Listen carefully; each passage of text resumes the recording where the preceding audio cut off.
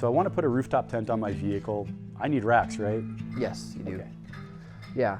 So all of our tents do require a rack system to be installed on your vehicle. There's basically 3 types of racks on the market. The most common one you'll find on the majority of vehicles is the traditional 2 crossbar system.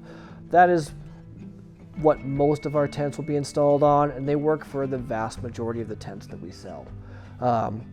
A step up from that, and this is more applied for people that are doing a lot more off-roading or rough road use, are platform racks. So platform racks will usually take up the entire roof of your vehicle, distribute the load better, and they're also just overall a stronger system. So they're great for heavier tents or tents that are going to be used in a lot of rough terrain.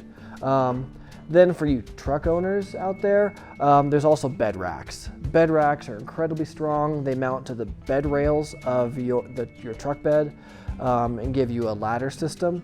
So, and they often will give you multiple heights that you can mount your tent at, and what tents you can carry on there is basically up to your imagination.